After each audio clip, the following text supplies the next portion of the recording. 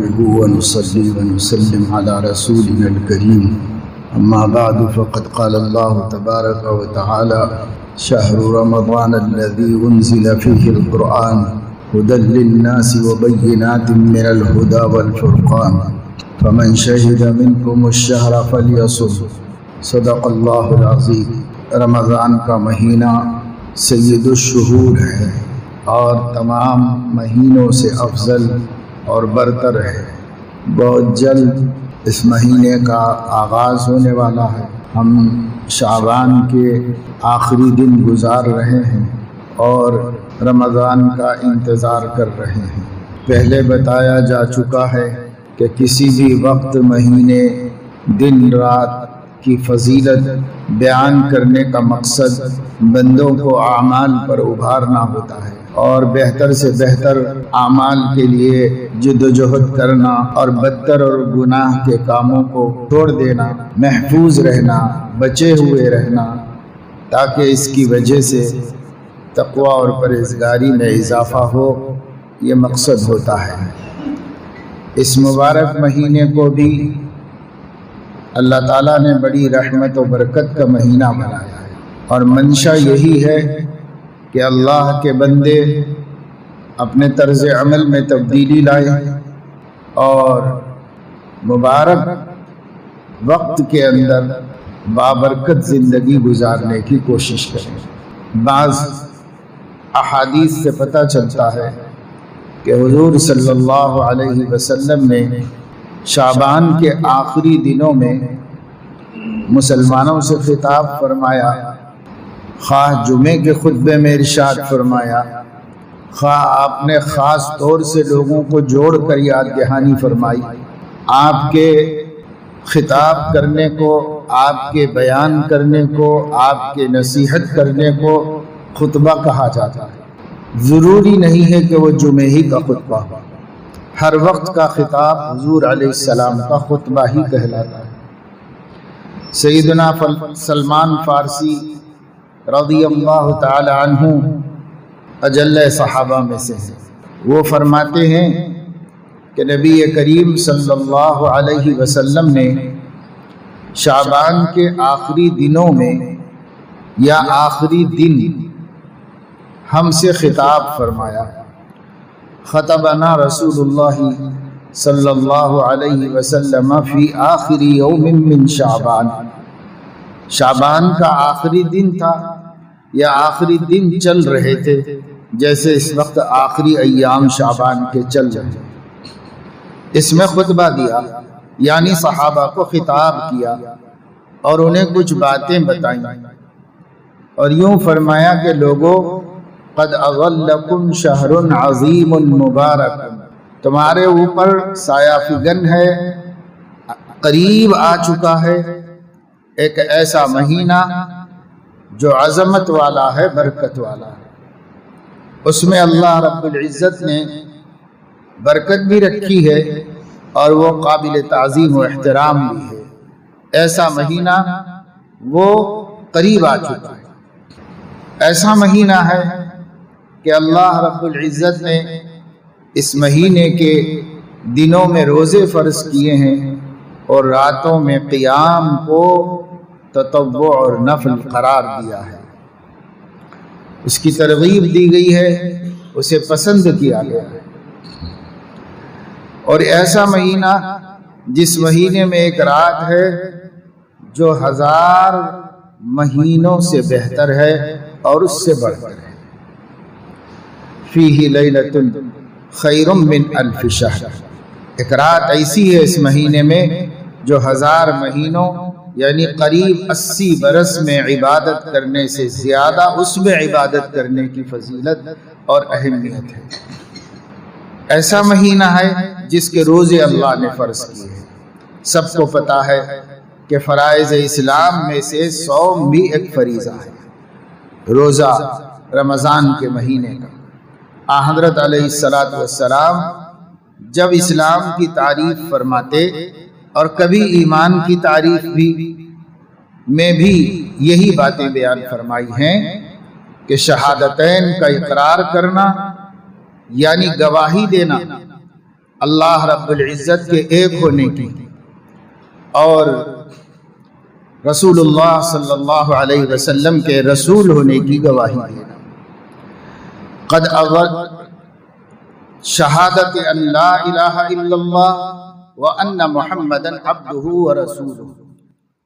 تو حضور علیہ السلام نے فرمایا کہ روزے اللہ تعالیٰ نے اس ماہ مبارک کے فرض کیے۔ شہادتین فرض ہے بندوں کے اوپر، نماز فرض ہے، رمضان کے روزے فرض ہے، یہ تو سب کے اوپر فرض ہے۔ یہ تین چیزوں سے کوئی بھی مستثنا نہیں، کیونکہ سب کر سکتے ہیں، اس لیے اللہ کے نبی نے سب پر اس کو فرض کر دیا۔ ہر آدمی گواہی دیتا رہے، ایمان کی تجدید کرتا رہے، اشہد ان لا الہ الا اللہ واشہد ان محمد رسول اللہ کہتا رہے۔ جیسے اذان میں 5 وقت ہمیشہ اس شہادت کا اعلان ہوتا رہتا ہے۔ اذان میں اس کا اعلان کرانے کا ایک فائدہ یہ بھی ہے کہ بندے بار بار شہادت دیتے رہیں۔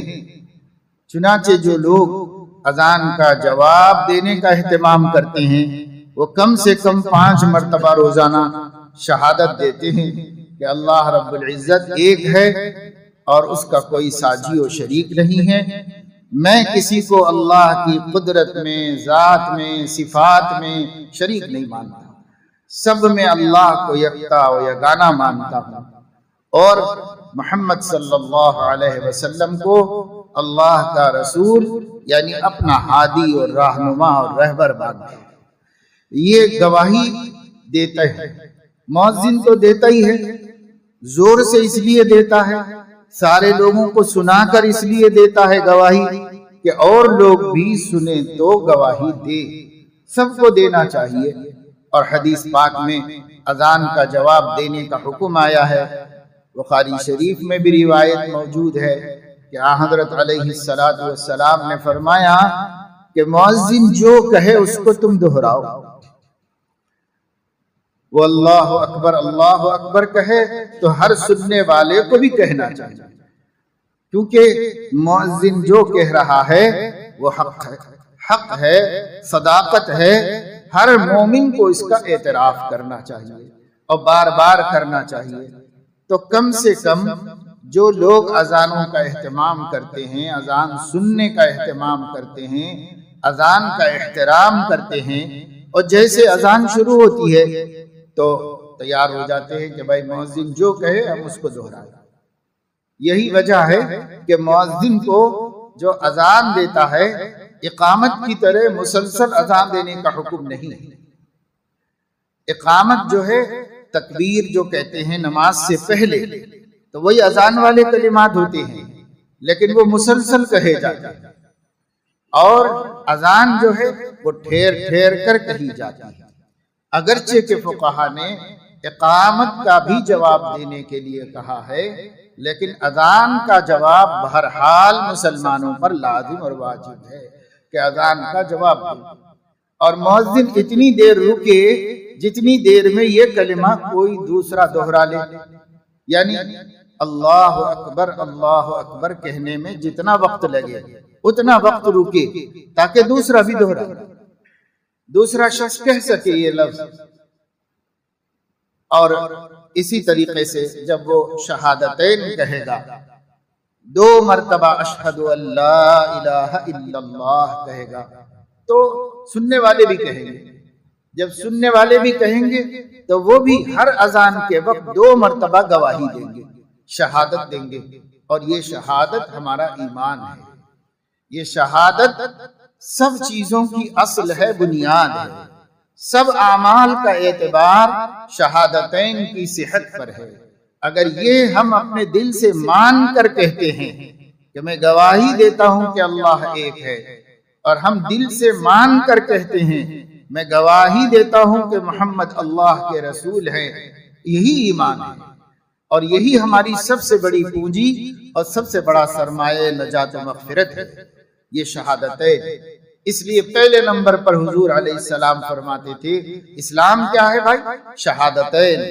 پہلا کام ایمان کی درستگی، پہلا کام اپنے عہد کا استحضار اور اس کا یقین، دوسرا کام نماز قائم کرنا، تیسرا کام رمضان شریف کے روزے رکھنا، اگرچہ کہ نماز کے ساتھ جوڑ کر زکوٰۃ کا ذکر کیا جاتا ہے، لیکن میں رمضان کے روزے اس لیے پہلے بیان کر رہا ہوں کہ یہ تینوں چیزیں ہر مومن پر لازم ہیں، ہر مومن، مرد عورت، ہر ایمان والے پر لازم ہے یہ تینوں چیزیں، شہادتین، اقامت صلاۃ، اور رمضان آ جائے تو اس کے روزے رکھنا، اس سے کوئی بھی مستثنا نہیں۔ اس کے بعد زکوٰۃ ہے تو زکوٰۃ سے غریب مستثنا، جس کے پاس اتنا پیسہ ہی نہیں ہے تو زکوٰۃ کا کیا کرے گا، کہاں سے لا کے ادا کرے گا، واجب ہی نہیں ہوگی، دے گئی نہیں، تو اس میں سب لوگ شریک نہیں ہیں، صرف مالدار، اور وہ مالدار جنہوں نے نصاب کے مطابق مال جمع کر کے رکھا ہو اور سال بھر تک رہا ہو اس کے پاس، تو وہ شخص ہے۔ تو ایسے سب نہیں ہوتے، بلکہ تھوڑے ہی مسلمان ہوتے ہیں، اکثریت ایسی نہیں ہوتی۔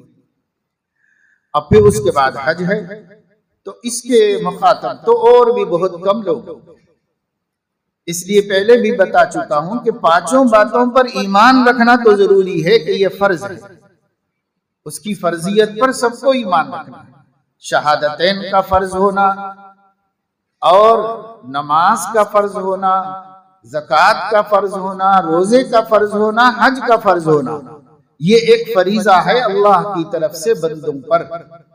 یہ ایمان کے درجے میں تو سب کو ماننا ہے کہ سب جو بھی انکار کرے گا وہ خود خارج اسلام ہو جائے گا، اس میں سے ایک چیز کا بھی انکار نہیں کر سکتا، اور بھی چیزوں کا انکار کفر ہے، لیکن یہ پورا ایسا نصاب ہے جسے تعارف اسلام کے لیے منتخب کیا گیا ہے۔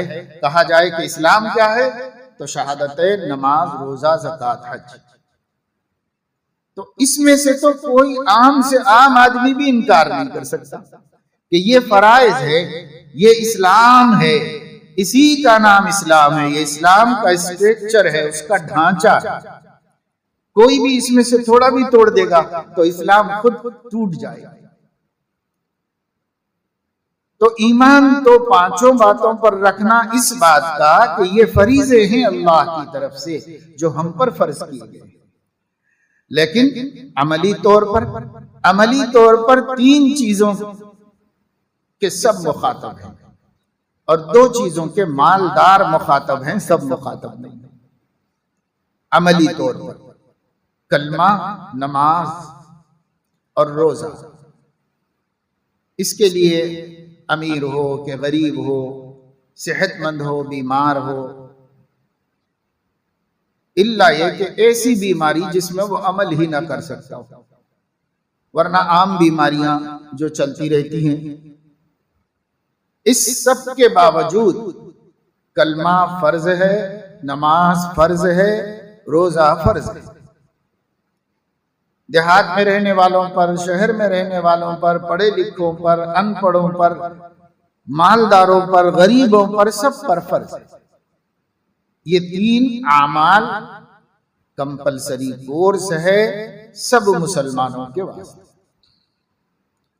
اب جو مسلمان مالدار ہوں گے وہ زکوٰۃ بھی ادا کریں گے، جو مسلمان اس سے بھی زیادہ مالدار ہوں گے وہ فریضہ حج ادا کرنے کے لیے بھی جائیں گے اور حج بھی ادا کریں گے، لیکن یہ تین تو سب کو کرنا ہے۔ تو ایک تو یہ کام کرنا چاہیے کہ جب بھی اذان ہو، ہر جگہ اذان ہوتی ہے، ہر جگہ سنائی دیتی ہے، ہم لوگ نہیں قدر کر رہے ہیں اور سننے والے جواب نہیں دے رہے ہیں اذانوں کا، تو اللہ رب العزت اذانوں کا سنوانا بھی بند کرا رہے ہیں۔ دیکھو دنیا میں کوئی بھی آدمی قادر مطلق نہیں ہے، جب تک اللہ تعالی اس سے کام نہ لے وہ نہیں کر سکتا۔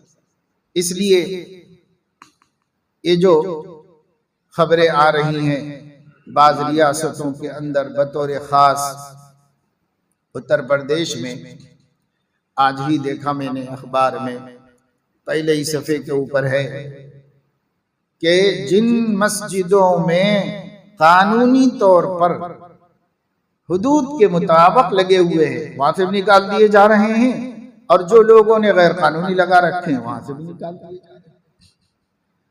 اور ہمارے مسلمان بھائیوں کو، مسجد کے متولیوں کو، صدروں کو اللہ ہی توفیق دے کہ اچھی بات ماننے کو تیار ہی نہیں ہوتی۔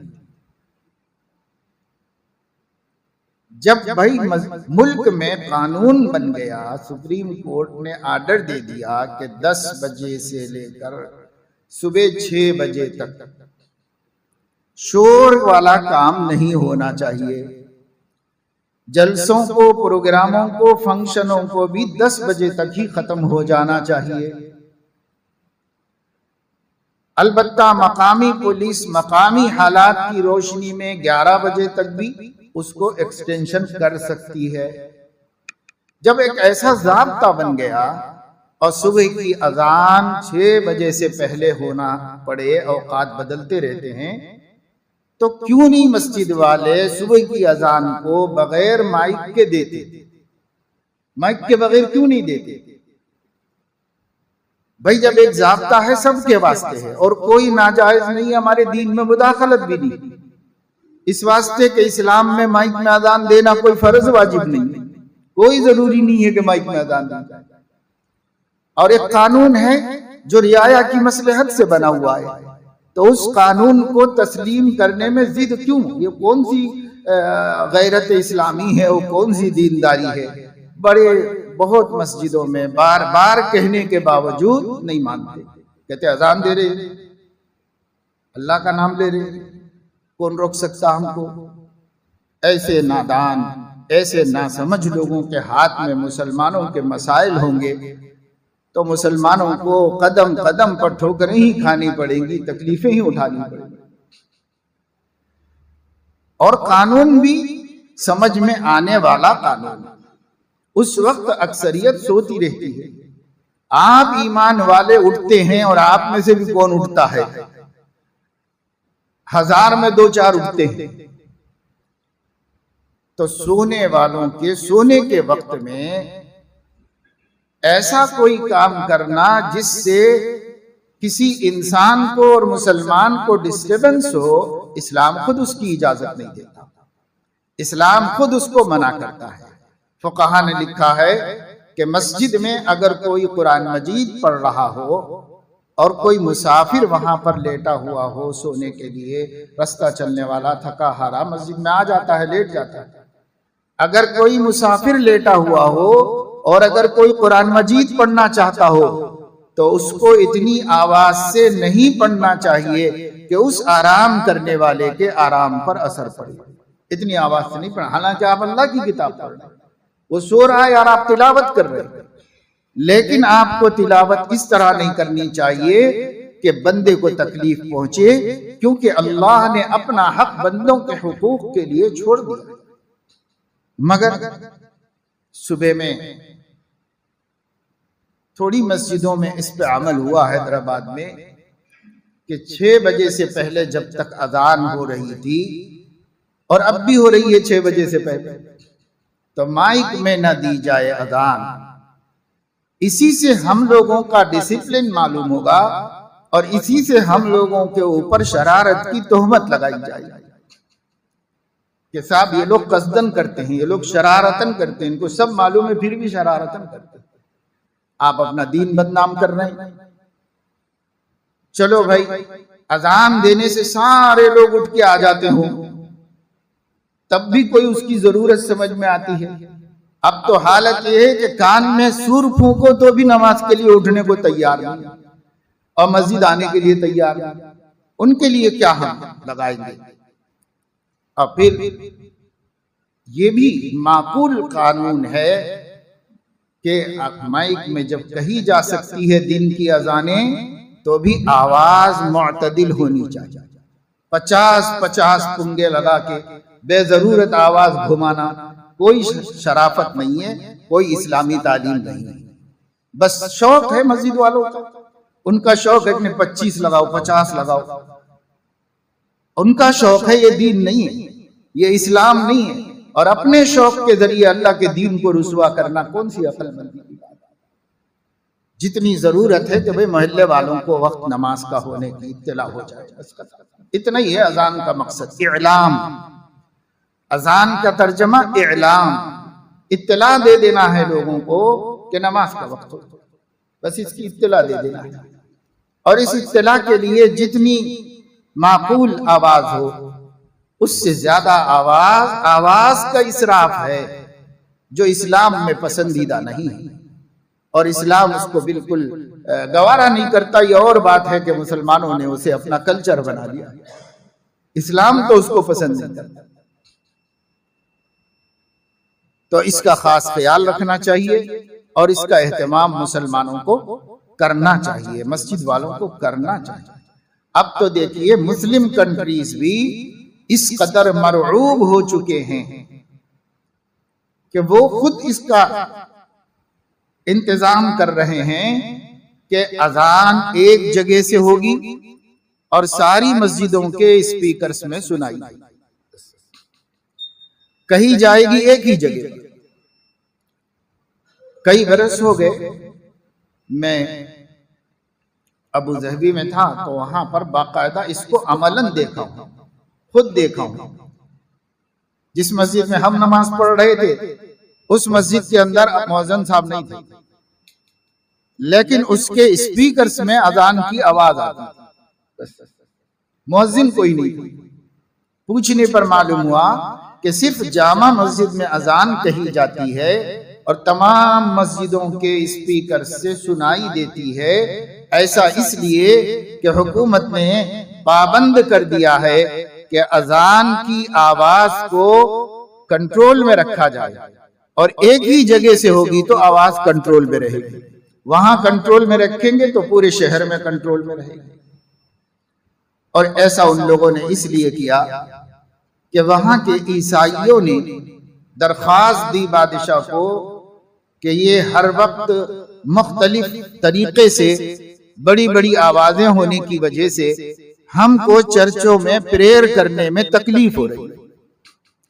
اس درخواست پر بادشاہ نے یہ حکم جاری کر دیا کہ اذان ایک جگہ سے کہی جائے اور کنٹرول رہے آواز پر، اور وہی اذان ہر مسجد سے سنائی دی جائے۔ اور ابھی ایسا سعودی عربیہ میں بھی ہونے والا ہے۔ جب مسلم کنٹریز میں ہو جائے گا تو یہاں کی حکومت کے لیے تو بہت بڑی دلیل ہو جائے گی، بڑا ثبوت ہو جائے گا، اور وہ کہے گا کہ صاحب تمہارے ملکوں کے اندر نہیں ہے تو تم یہاں کیوں شرارت کرنا چاہتے ہو؟ تو یہ سب آزمائشیں کیوں آئیں؟ پہلے تو نہیں تھی ایسی کوئی آزمائش۔ پہلے غیر مسلم بھی بولتے تھے بھئی اذان سن کے سکون ہوتا ہے۔ پہلے غیر مسلم عورتیں بھی پلو اوڑھ لیتی تھی، اذان ہو رہی ہے بھئی اللہ کا نام لیا جا رہا ہے۔ ہم نے بھی دیکھا بچپن میں تجربہ، گاؤں میں ہر جگہ غیر مسلم بھی اسی طرح احترام کرتے اذان کا جیسے مسلمان کرتے، اور وہ کہتے تھے بھئی اذان ہو سکون ہوتا ہے۔ ابھی بھی بعض لوگ ہیں ایسے۔ ہم لوگ 6 بجے سے پہلے مدرسے کی مسجد میں مائک میں اذان نہیں کہتے۔ اذان جو ہے وہ مدرسے کے اندر کے مسجد کے اندر کے مائک میں اذان کہی جاتی ہے۔ اوپر والے مائک میں اسپیکرز میں اذان نہیں کہتے۔ کافی عرصے سے جب سے یہ قانون سامنے ہے مدرسے میں اسی پر عمل ہوتا ہے۔ خواجہ بابا اندر کے اسپیکرز میں اذان ہوتی ہے، اوپر والے میں ظہر سے لے کے عشاء تک کی اذانیں ہوتی ہیں، صبح کی نہیں ہوتی۔ تو بعض غیر مسلم دور دور رہتے ہیں کالونیوں میں، وہ لوگ بھی ملنے جلنے والوں سے، راستے میں نظر آنے والوں سے کہہ رہے ہیں بھئی آپ لوگوں نے صبح کی اذان بند کر دی ہے، کیوں بند کر دی؟ صبح کی اذان نہیں ہو رہی ہے، صبح کی اذان ہم لوگ سنا کرتے تھے۔ تو ہم نے کہا کہ بھائی جب کوئی ایسا کہے تو اس کو بولو کہ بھئی آپ کو اچھا لگتا ہے اور کچھ آپ کے جیسے 10 لوگوں کو برا لگتا ہے، کیا کرے؟ لوگوں کے سونے کا وقت ہے، اس وجہ سے اسلام نہیں چاہتا کہ دوسروں کو جگائے۔ حضرت کعب بن مالک رضی اللہ تعالی عنہ کی توبہ معاف ہو گئی. جب توبہ معاف ہو گئی تو رات کا وقت تھا جب وحی نازل ہوئی. اللہ تبارک و تعالی شانہ نے فرمایا کہ اللہ تعالی نے معاف کر دیا ہے ان لوگوں کو. یہ وحی جب نازل ہوئی تو حضور علیہ الصلوۃ والسلام نے صحابہ جو موجود تھے ان کو سنایا اور فرمایا بھائی خوشخبری، اللہ تعالیٰ نے ان مخلص مسلمانوں کو معاف کر دیا. وحی نازل ہو گئی، قرآن میں بتا دیا گیا ہے ثم تاب اللہ علیہم لیتوبوا ان اللہ هو التواب الرحیم. اللہ نے ان کو معاف کر دیا ہے، وحی نازل ہو گئی. تو بعض صحابہ نے کہا کہ یا رسول اللہ کیا ہم اس کی خوشخبری ان کو نہ پہنچا دیں، اعلان کر دیں، خوشخبری پہنچا دیں؟ حضرت علیہ الصلوۃ والسلام نے فرمایا کہ ابھی نہیں، اس لیے کہ ابھی وہ لوگ سو گئے ہوں گے اور تم لوگ مبارکبادیاں دینے پہنچو گے تو ان کی نیند خراب ہو جائے گی. اس لیے صبح ہونے کے بعد اعلان کرو، صبح ہونے کے بعد اس خوشخبری کو پھیلاؤ، سوتے وقت کیوں پھیلاؤ؟ تو حضرت علیہ الصلوۃ والسلام تو اتنا خیال فرماتے تھے کہ کسی کی زحمت کا سبب ہم نہ بنے. اسلام رحمت ہے، اسلام کسی کے لیے زحمت ہے. تو میں یہ عرض کر رہا تھا جب سے ہم نے اذان کا جواب دینا چھوڑ دیا، اذان ہوتی رہتی ہے، باتیں کرتے رہتے ہیں، اذان ہوتی رہتی ہے، کاروبار کرتے رہتے ہیں، اذان ہوتی رہتی ہے، اپنے کاموں میں مصروف رہتے ہیں، اذان ہوتی رہتی ہے، آپس میں باتیں کرتے رہتے ہیں، برائیاں اور غیبتیں اور لڑائیاں اور جھگڑے اور فتنے سب چلتے ہیں اور اذان بھی ہوتی رہتی ہے.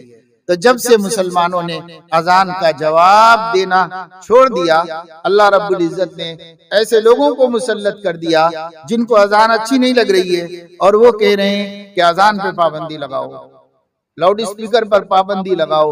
کیوں؟ اللہ تعالیٰ یہ انتظام فرما رہے ہیں جو مدے میرے ایمان والے سننا ہی نہیں چاہتے اذان، ان کو کیوں سنائی جائے؟ جو سننا ہی نہیں چاہتے ان کو کیوں سنائی جائے؟ اور جو سن کر جواب تک دینے کو تیار نہیں کہ اپنی بکواس روکو اور اللہ اکبر کہو، اشہد ان لا الہ الا اللہ کہو، جو مؤذن کہہ رہا اس کو دہراؤ اور فضول باتیں چھوڑو، کاروبار چھوڑو، دھندا چھوڑو، تھوڑی دیر کے لیے رکو اور کسٹمر کو روکو اور کہو کہ اذان ہو رہی. بھائی یا کم از کم کام کرتے ہوئے ہی صحیح جواب دیتے رہو. لیکن مسلمان جواب دینا چھوڑ دیا، اذان سننا چھوڑ دیا مسلمان. تو اب ایسے حالات بن رہے ہیں کہ صاحب سنائی بھی نہیں دی جائے گی آپ کو اذان. اب خود ہی گھڑیاں دیکھ کے جانا ہے نماز کو تو جاؤ، نہیں تو جو ہے ایسے ظالم مسلط کر دیے گئے ہیں کہ آپ کو اذان سنانے پر پابندیاں لگا دیں. اور ایسی باتیں ہو رہی ہیں، باقاعدہ کہی جا رہی ہیں، باقاعدہ کہی جا رہی ہے کہ ابھی اور دن تھوڑا انتظار کر لو، پھر اذان ہوگی نہ اسپیکر ہوگا، کچھ بھی نہیں ہوگا، سب دیکھیں گے، بند کر دیا جائے گا. تو یہ جو باتیں کہی جا رہی ہیں یہ تو حسدا من عند انفسهم قد بدت البغضاء من افواههم وما تخفي صدورهم اکبر. کچھ دشمنیاں ہیں جو دلوں میں ہیں، کبھی کبھی چھلک کے باہر آ جاتی ہیں باتوں کے اندر، اور اس سے بڑھ کر بہت کچھ دل میں پکا کے رکھے ہوئے. مگر یہ سب کچھ کیوں ہو رہا ہے؟ ہمیں بھی تو قدر نہیں ہے، نہ اذان کی قدر ہے، نہ نماز کی قدر ہے، نہ جماعت کی قدر ہے، نہ قرآن کی قدر ہے. ہمیں کس چیز کی قدر ہے؟ ہمیں ضرورت بھی نہیں. اس لیے بہرحال شہادتین کا اہتمام کریں. جو لوگ دیندار ہیں، جن لوگوں کو کم از کم اللہ تعالیٰ نے دینی شعور عطا فرمایا ہے، ان سے گزارش ہے کہ وہ تو اہتمام کرو اور اپنے بال بچوں کو عادت ڈلواؤ کہ جیسے ہی اذان شروع ہو جائے ہم بھی کلمات اذان کو دہرائیں، اور جب کلمات اذان دہرا دیں، اذان ختم ہو جائے تو ایک مرتبہ درود شریف پڑھ کر سیدنا محمد الرسول اللہ صلی اللہ علیہ وسلم کے لیے ان کے خاص مقام کی اللہ سے سفارش کریں. اللهم رب هذه الدعوة التامة والصلاة القائمة آت سيدنا محمدا الوسيلة والفضيلة وابعثه مقاما محمودا الذي وعدته. اس کی دعا کی حضور نے ہم سے فرمائش کی اور کہا ہے کہ دیکھو اذانوں کے بعد میرے لیے مقام محمود کی دعا کرو تم لوگ، کہ ایک مقام ہے جو سب سے بلند و بالا ہے اور اللہ کو سب سے پیارا ہے، وہ ایک بندے کو ملنے والا ہے، ہمارے نبی کے علاوہ کوئی اس کا مستحق نہیں ہے، لیکن ہمارے نبی کی تواضع، عبدیت و بندگی یہ ہے کہ وہ اپنی امت سے فرما رہے ہیں ذرا تم لوگ ہر اذان کے بعد میرے لیے یہ دعا کر دیا کرو کہ مقام محمود مجھے مل جائے، اللہ مجھ کو اس کا حقدار بنا دے، کیونکہ حضور علیہ السلام میں کبھی بھی استکبار نہیں تھا، دعویٰ نہیں تھا، حالانکہ سب سمجھتے ہیں اور ان کو بھی پتا ہوگا کہ یہ انہی کا مقام ہے، کسی اور کو تو نہیں جا سکتا۔ جب ایک ہی مقام اللہ نے کسی کے لیے بنایا ہے تو وہ ایک حقدار کون ہو سکتا ہے سوائے رسول اللہ صلی اللہ علیہ وسلم کے؟ لیکن آپ نے ہم سے کہا کہ تم لوگ دعا کرو اللہ سے، وَبَعَثُوا مَقَامًا مَحْمُودًا، اللہ ہمارے نبی کو مقام محمود پر پہنچا دیجیے، یہ مقام ان کو عطا فرما دیجیے۔ تو اس دعا کا اہتمام کرنا، تو اذان کا جواب دینا اور اس کے بعد دعا کا اہتمام کرنا۔ جواب اور دعا سے پہلے درود شریف پڑھ لینا بہتر ہے، درود شریف پڑھ کر اس دعا کا اہتمام کرنا چاہیے۔ یہ مسلمان اگر کریں گے اس میں بہت خیر ہے، اس میں بڑی برکتیں ہیں، دنیا کی برکتیں بھی ہیں، آخرت کی برکت بھی۔ اذان کا جواب دینے کا ایک فائدہ تو یہی ہو جائے گا کہ ہم ہر اذان میں 2 مرتبہ اللہ کی توحید اور نبی کی رسالت کی گواہی دیں، الگ سے بھی نہیں دیں گے تو کم سے کم 24 گھنٹے میں 10 مرتبہ تو اذان کی برکت سے ہم گواہی دیں گے۔ اور اللہ جسے توفیق دے الگ سے بھی بار بار کلمہ شہادت پڑھتے رہنا چاہیے، تصور کے ساتھ، ترجمے کے ساتھ، معنی کو ذہن میں رکھ کر کلمہ شہادت پڑھتے رہنا چاہیے مسلمان۔ دوسری چیز نماز کو قائم کرنا، سال بھر، برس کے 12 مہینے، ہر مہینے کا ہر دن 5 نمازوں کو قائم کرنا ہر کلمہ گو کی ذمہ داری ہے۔ جو اپنے کو مومن کہتا ہے، مسلمان کہتا ہے، وہ بے نمازی بھی ہو یہ نہیں ہو سکتا۔ مسلمان ہے تو نماز پڑھے گا، نماز نہیں پڑھے گا تو مسلمان ہونے کے دعوے میں باطل ہے۔ اس لیے مسلمان اور نماز جدا نہیں ہوں گے، دونوں ایک دوسرے سے لگے رہیں گے۔ اس لیے قرآن حدیث میں بہت شدت سے اس کی اہمیت کو بیان کیا گیا۔ قرآن مجید میں فرمایا گیا اقیموا الصلاۃ ولا تکونوا من المشرکین، لوگوں نماز قائم کرو، یعنی 5 وقت پابندی سے نماز پڑھو، مشرک مت بن جاؤ۔ جس کا مطلب یہ ہوا کہ نماز نہ پڑھنا مشرک بن جانا ہے، اس لیے نماز قائم کرو، مشرک مت بن۔ یہ حضور اکرم، یہ اللہ تعالیٰ خود قرآن میں فرما، اور حضور علیہ السلام فرما رہے ہیں من ترک الصلاۃ متعمدا فقد کفر، جو جان بوجھ کے بغیر عذر شرعی کے نمازیں چھوڑ دیتا ہے اس نے کفر کیا۔ نماز نہ پڑھنا کفر سے تعبیر کیا گیا ہے، اس لیے اس نے کفر کیا۔ اور صراحت کے ساتھ فرمایا العہد الذی بیننا وبینہم الصلاۃ، ہمارے اور کافروں کے درمیان جو پہچان ہے وہ نماز ہے۔ جو نماز نہیں پڑھتا وہ کافر، جو نماز پڑھتا وہ مومن، یہ اس کی پہچان ہے۔ حضور علیہ السلام نے فرمایا کہ جو شخص نماز کی طرف اذان کے بعد مسجدوں کی طرف جاتا ہے تم اس کے مومن ہونے کی گواہی دو۔ ظاہر ہے کہ جو نہیں جاتا اس کے مومن ہونے کی گواہی مشکل ہے۔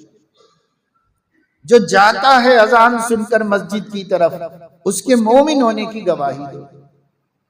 اور جو فجر کی نماز کے لیے جاتا ہے، فجر کے وقت اندھیرا ہوتا ہے، فجر کے وقت میں طبیعت پر گرانی ہوتی ہے، سستی غالب ہوتی ہے، جو صبح کے وقت میں صبح کی نماز کے لیے مسجد جاتا ہے اس کو قیامت کے دن نور تام کی خوشخبری سنانا، کامل روشنی ملے گی جو اندھیروں میں نماز کے لیے مسجد کو جاتا ہے۔ چونکہ صبح کی نماز اور عشاء کی نماز عام طور سے اندھیرے کے وقت میں ہوتی ہے، یہ اور بات ہے کہ اس زمانے میں روشنی کا اتنا بندوبست ہے کہ اندھیرا نہیں ہوتا، لیکن فطری اندھیرا تو موجود ہوتا ہے۔ فجر کے وقت فطرتاً اندھیرا ہی ہوتا ہے، اور عشاء کے وقت میں فطرتاً اندھیرا ہے۔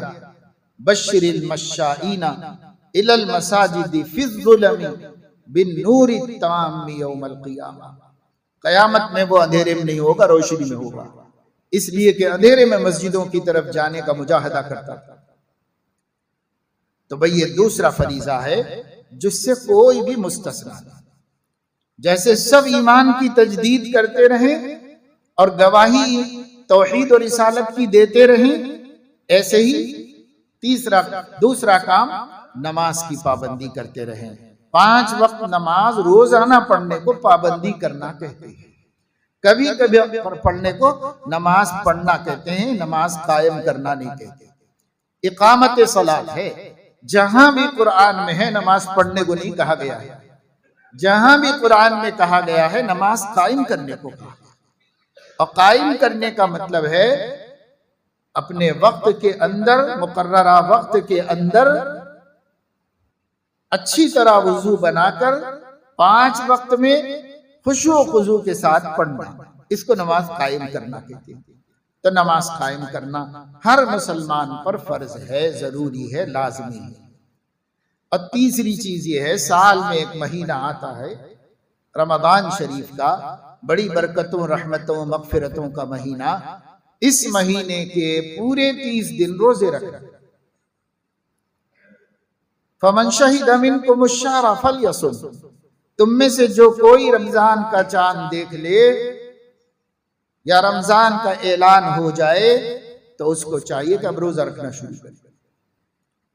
کب تک رکھے؟ جب تک کہ شوال کا چاند نظر نہ آ جائے، تب تک روزانہ ہر مومن کو روزہ رکھنا ہے، مرد کو، عورت کو، سوائے اس کے کہ عورت جب ناپاکی کے دنوں میں ہوگی، جیسے نماز نہیں پڑھے گی ویسے روزہ بھی نہیں رکھے گی۔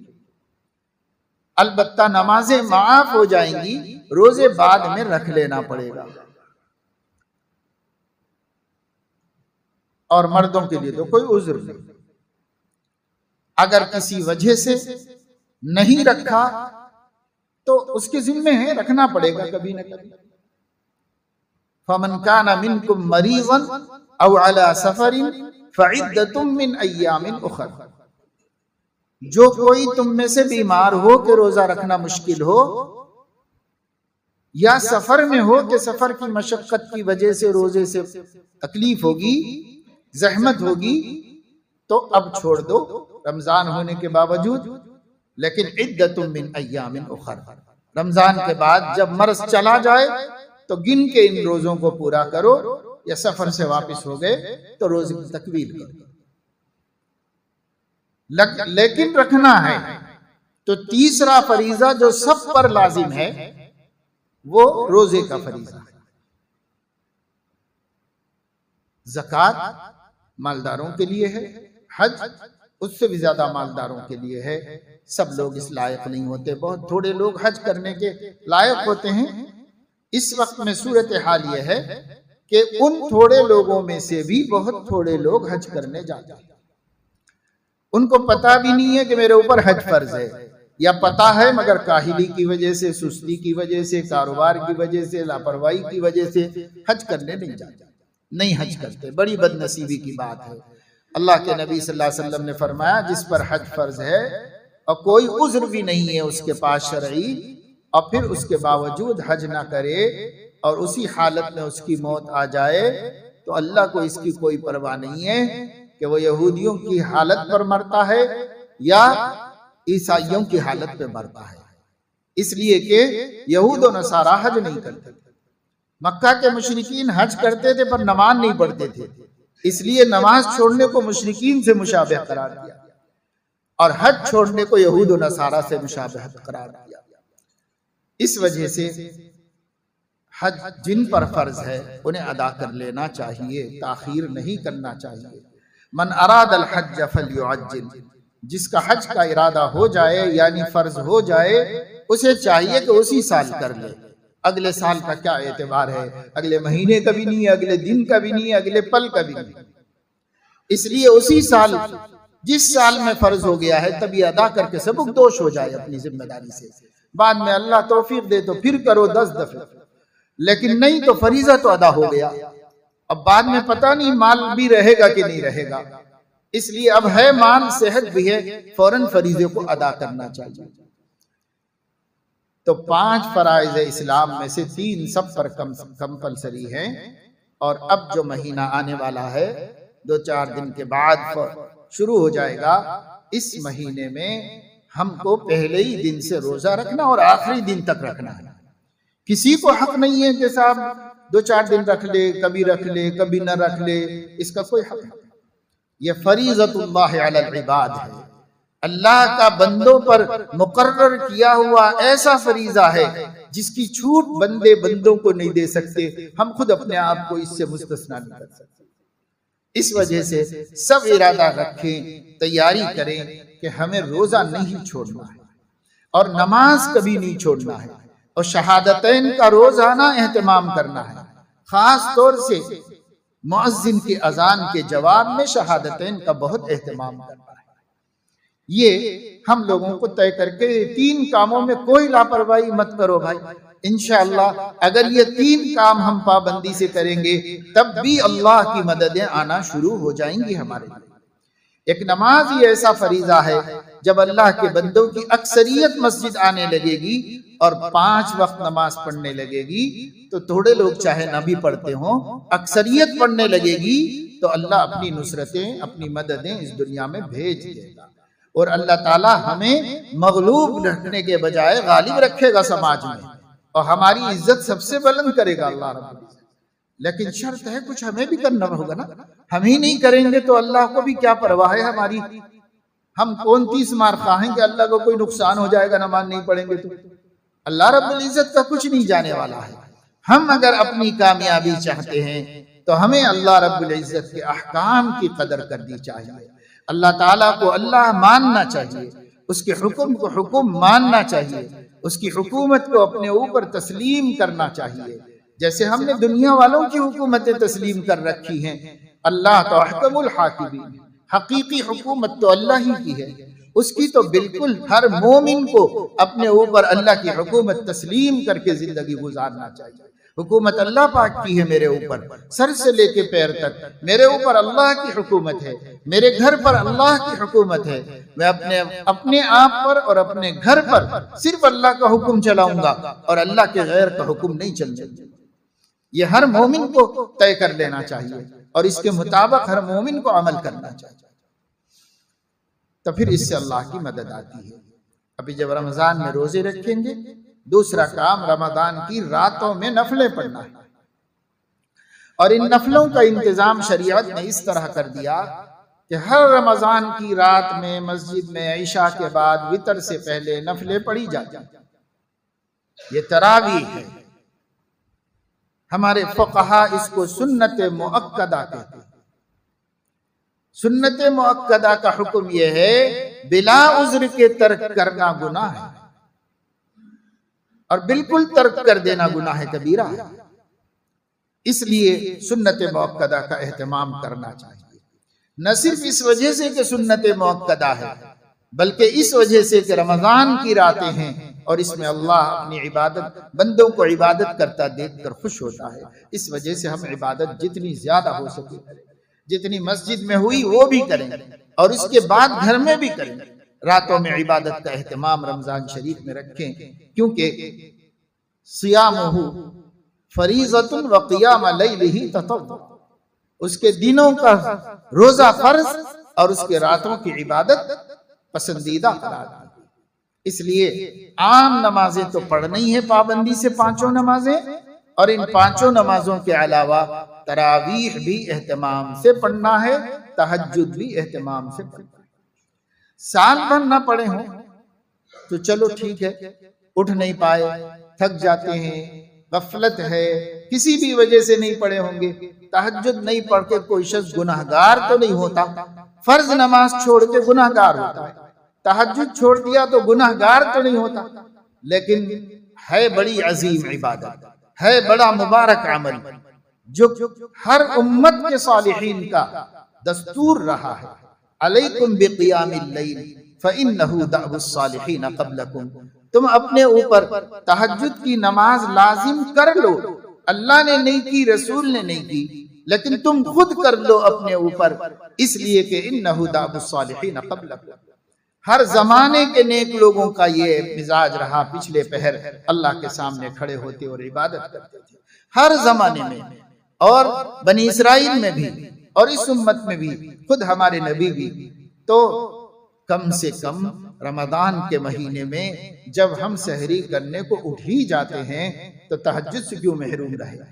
اس لیے سب یہ طے کر لیں ابھی سے کہ رمضان شریف کے مہینے میں سحری میں اٹھیں گے، سحری کا وقت اور تہجد کا وقت ایک ہی ہے، اس لیے جب سحری میں اٹھیں گے پہلا کام منہ ہاتھ دھو کر وضو بنا کر سحری کریں گے، اور جب ہم سحری تہجد پڑھیں گے اور تہجد پڑھ کے سحری کریں گے۔ اگر کوئی اللہ کے بندے سحری جلدی کرتے ہوں اور ٹائم باقی ہے، ابھی فجر کا وقت شروع نہیں ہوا ہے، تو کھانا کھانے کے بعد بھی پڑھ سکتے ہیں، لیکن معمول اپنا یہ بنا اٹھنے کے بعد پہلے بھائی 2 رکعت 4 رکعت 6 رکعت 8 رکعت اللہ جو توفیق دے دے پڑھ لو، اور 2 منٹ 3 منٹ اللہ سے راز و نیاز کر لو، دعائیں مانگ لو، پھر دسترخوان کر لو۔ ایسی حساب سے الارم رکھ کے اٹھو، تراویح پڑھ کے گھر جا کے جلدی سو جائیں گے تو تہجد میں اٹھنا آسان ہو جائے گا۔ راتوں میں مٹر گشت کرتے رہیں گے، محفلیں جماتے رہیں گے، ٹائم پاس کرتے رہیں گے، عین سحری کے وقت میں نیند لگے گی، سحری کے لیے اٹھنا بھی مشکل ہو جائے گا۔ بہت سے اللہ کے بندے نہیں اٹھتے، مائیں اٹھا کے تھک جاتی ہیں اور بن سحری کا روزہ رکھ لیتے ہیں، وہ مجاہدہ خود ہی کرتے ہیں بلا وجہ کا، خالی کاہلی سستی لاپرواہی کی وجہ سے کرتے ہیں، بلا وجہ کا مجاہدہ ہے۔ حضور علیہ السلام نے فرمایا ہمارے اور یہودیوں کے روزے میں فرق یہ ہے کہ وہ بغیر سحری کا روزہ رکھتے ہیں، ہم سحری کھا کے روزہ رکھتے ہیں۔ یہ اپنے اسلامی روزے کی شناخت حضور نے بتائی کہ اسلامی روزہ یہ ہے، اور حضرت علیہ السلام نے خود بھی سحری کا اہتمام فرمایا ہے۔ اس وجہ سے سحری میں اٹھنا، تہجد بھی پڑھنا، سحری کر کے باقاعدہ نیت کے ساتھ روزہ رکھنا، لاپرواہی و غفلت نہیں۔ یہ 2 عمل کم از کم رمضان شریف میں قیام لیل، راتوں کی عبادت و دنوں کا روزہ اہتمام کے ساتھ ہم رکھیں گے تو جو مقصد ہے لعلکم تتقون وہ مقصد پورا ہوگا، اور اللہ رب العزت ہمیں پرہیزگار بندوں میں شمار فرمائیں گے۔ اللہ تعالیٰ اپنے فضل و کرم سے ہمیں ابھی سے تیاری کرنے اور ذہن بنا لینے اور ماحول بنا لینے کی توفیق عطا فرمائے، اور جیسے ہی چاند نظر آئے ایک ایک لمحہ بندگی کے اعلیٰ معیار پر ہر نیکی کا اہتمام کرتے ہوئے، ہر گناہ سے بچتے ہوئے گزارنے کی اللہ ہم سب کو توفیق عطا فرمائے۔ آمین وآخر دعوانا۔